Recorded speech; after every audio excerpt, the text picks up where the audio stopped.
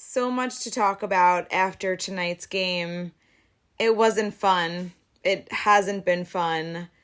And this fan base is spiraling. And I get it. I get the frustration. It is extremely frustrating. But damn, some of this fan base is so toxic. I think part of that is because we've been spoiled.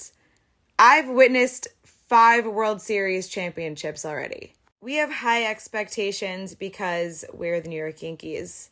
We're expected to win. We're expected to be in the World Series every year, which is great, but it's not realistic. So going along with that mentality and being last place in the standings, there's lots of fans that want a new GM, but I feel like there's a lot of things that need to be mentioned. Brian Cashman has been the GM for the Yankees for 24 years. And in those 24 years, the Yankees have only missed the playoffs 4 times. They've also made it to the World Series 6 times, and out of those 6 times, they've won the World Series 4 times. Pretty insane. That's 20 out of the 24 years the Yankees have made the playoffs. But everybody wants to come for him now because they haven't won since 2009, and this year they're not having a great season. Let's also not forget that in 2017, we made it to a Game 7 against a team that was cheating.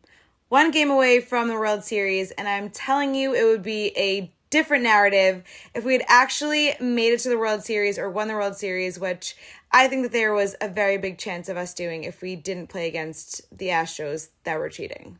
So Buster Olney was on the Michael Kay show today, and he brought something up that I thought was so on point. He doesn't really feel that it's so much about changing the personnel, but changing the philosophy, and I could not agree more. I've spoken about this and posted about this a million times. That means getting away from analytics. This team is so heavily analytically driven. Everything is based on analytics. And analytics doesn't believe in players being hot. They believe in resting players when it's time for their rest day. But that can't be how you manage the game, how you manage baseball. You can't just calculate when players need an off day or a rest day. You need players to go out there and be hot and just let them go out there and play. The Braves, the hottest team in baseball, they don't rest their players. They don't believe in rest days. I mean, yeah, of course, obviously here and there, but not these scheduled bullshit rest days because analytics says so. There needs to be a healthy balance between the old school baseball mentality and analytics. And the Yankees don't do that. That is one of the biggest flaws that I see in this organization is that they need to step away from the analytics. They need to go back to the old school mentality. And that really has to kind of be the major lead here. There's a lot of fans that want a trade to be made just to make a trade, just to shake things up, do something different. They don't even care who it is. And I think if the Yankees make a trade just to make a trade, that would be completely insane. You know what? It really doesn't matter who we get. We could get Juan Soto and Shohei Ohtani, and it doesn't matter if we're not hitting.